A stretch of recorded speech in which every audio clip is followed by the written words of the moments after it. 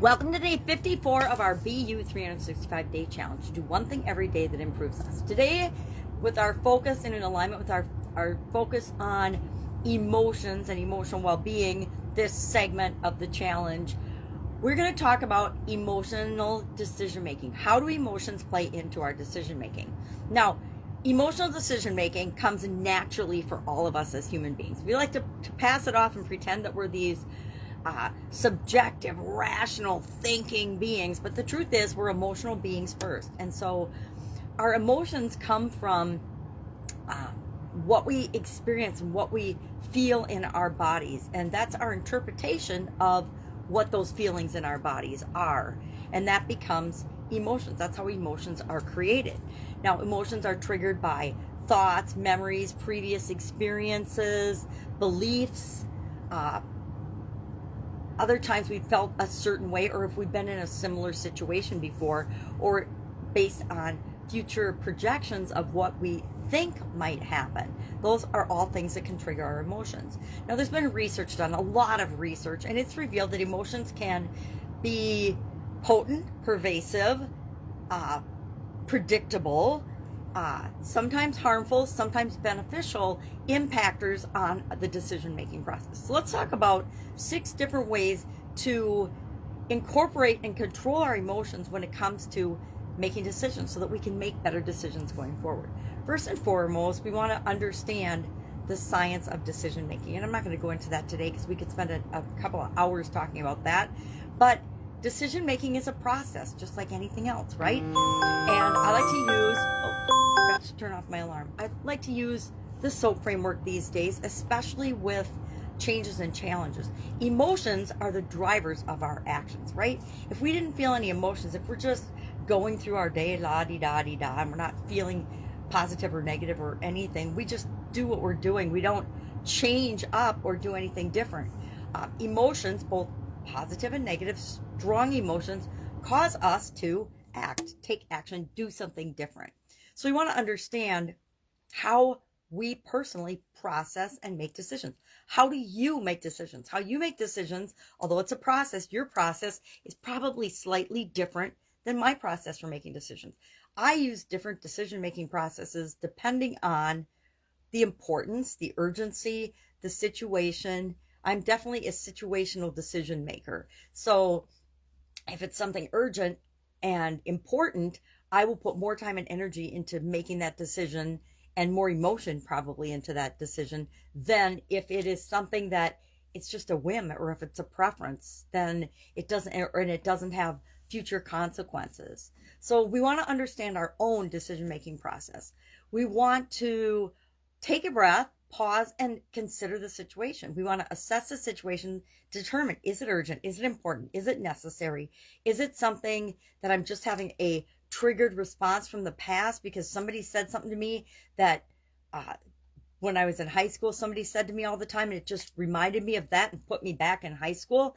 And now I am, in my 6th decade of life, and I really don't need to respond the same way that I did when I was a teenager.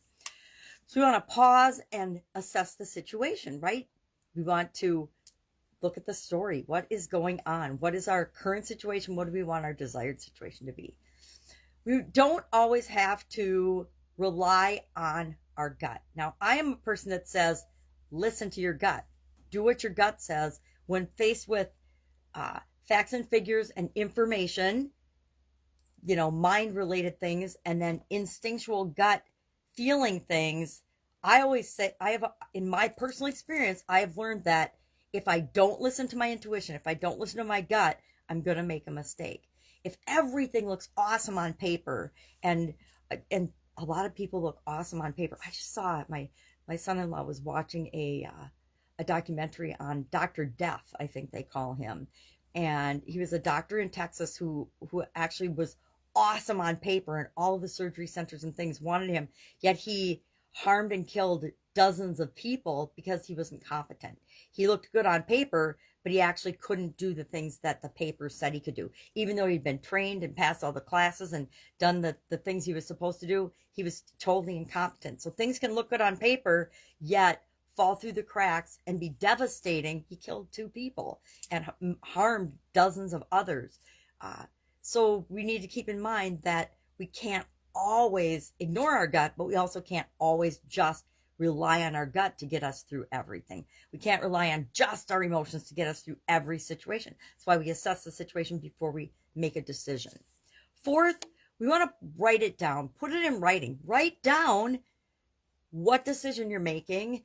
Like I said, the simplest decision-making tool that I use, and my dad taught it to my sisters and I when we were little girls, is the plus and minus. You know, you take your piece of paper, a great piece of paper, my doctor invoice, there we go. We fold it in half. We write the decision we need to make on the top, a plus and a minus. I actually think I have a nice graphic of that, but I'm not going to grab it. And we just list out all the reasons to do something, all the reasons not to do something.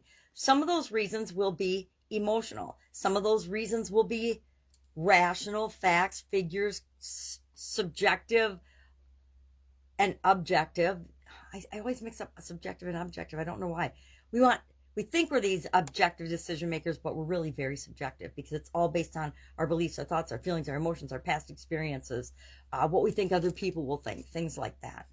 So we want to put it in writing, write it down, even if it's on a simple napkin, plus or minus, do that and then throw the napkin away or flush it down the toilet, whatever you want to do, because other people don't need to see it, but it helps us to really understand why and how we're making decisions. And if our emotions play a big part in that, it doesn't matter. We want to do what feels right for us at every decision, right? If it doesn't make us feel better or right, it's probably not the right decision for us. Fifth, we want to narrow our options. I'm a big believer in brainstorm a ton of possible options. That's the O in our SOAP framework, options. I believe that we should come up with as many as we possibly can so we don't narrow our focus too early in the decision-making process. And then in the action and analysis, the A of the SOAP framework, we look at the different options and we narrow our options down. We pick 3 and we really only analyze 3 or so of them, or maybe a handful. We don't analyze 100 different options and try to do decision-making and selection tools on them. We can. If you got a computer, you could do it for sure. But is it necessary for most decisions? No. It might be necessary and very valuable for some decisions, but for every decision, of course not. 6 is ask questions. Ask for advice. Go to other people that have made a similar choice or decision before and find out what they did and why they did it. They will tell you both they'll start with the rational reasons that they did something. And if you ask a few questions, they'll get to the emotions. So you can hear the types of emotions that other people use and involve in their decision-making process. And finally, don't overthink this. Don't get burnt out about decision-making. Realize that we are all emotional beings. We're going to have our emotions involved in our decision-making, whether we believe it or not, whether we want to or not. Our emotions take and play a part in our decision-making. And it's just the way we are. It's the way human beings are. We are not just single-dimensional beings. We're not robots that use logic and reason and formulas and algorithms to make our decisions and our choices. We use all of us if we want the best decisions for us.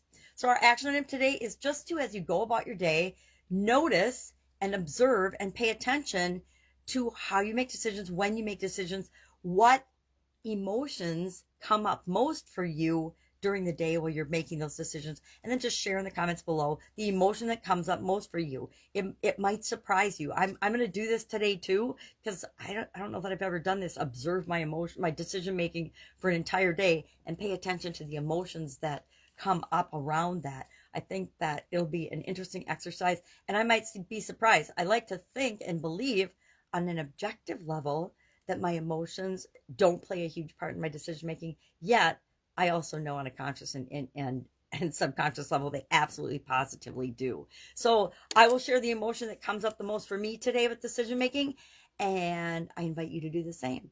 That's it. Have an awesome day. Any questions, hit me up. Otherwise, I'll be with you tomorrow for another thing that we can do every day to improve us this year. Have a great day.